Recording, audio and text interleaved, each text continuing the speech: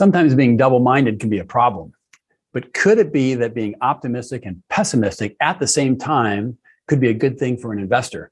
Surprisingly, the answer may be yes. There have been lots of studies about the two halves or the hemispheres of the brain. The right is thought to be the more creative, maybe the seat of emotion, while the left is thought of as more linear or logical.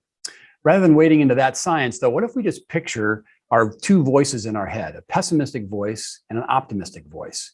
In today's investment environment, it might pay to listen to both voices. Bill Gates tells the story of the early days of Microsoft when the company was just getting started, and he would hoard immense amounts of cash because he was afraid of short-term setbacks, and he wanted to make sure the company survived if something went wrong in the near term. A good investor understands the same thing. You save like a pessimist because in the short term, things can go badly. Inflation, rising interest rates, falling stock markets, stocks can go down 20, 30, even 50% sometimes before they find a bottom. To survive in those times, you want cash and quality bonds to cover a few years worth of planned withdrawals. These assets are generally safer, yes, with lower expected returns, but also far less downside risk.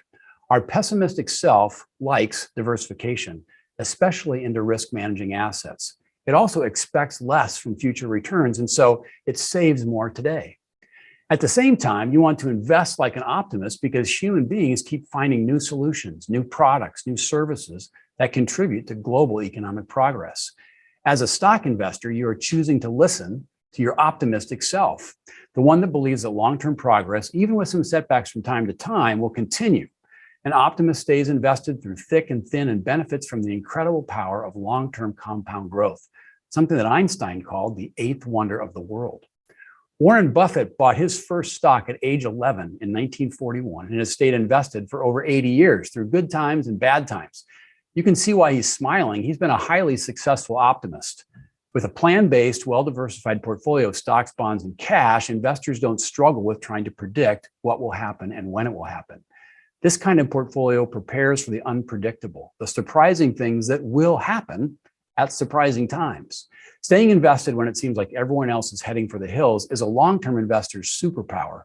No one is required to sell, whether the market is way up or way down. And the history of global markets would suggest that leaving prematurely is an almost certain way to diminish your long-term success. So investors just need to be present to win. They need to be invested when the next wave of strong returns show up, usually unannounced and by surprise. So if inflation and stock market declines have you feeling uncertain, try saving like a pessimist and investing like an optimist. And contact us if you'd like to talk more about what it looks like to do just that, to save like a pessimist and invest like an optimist.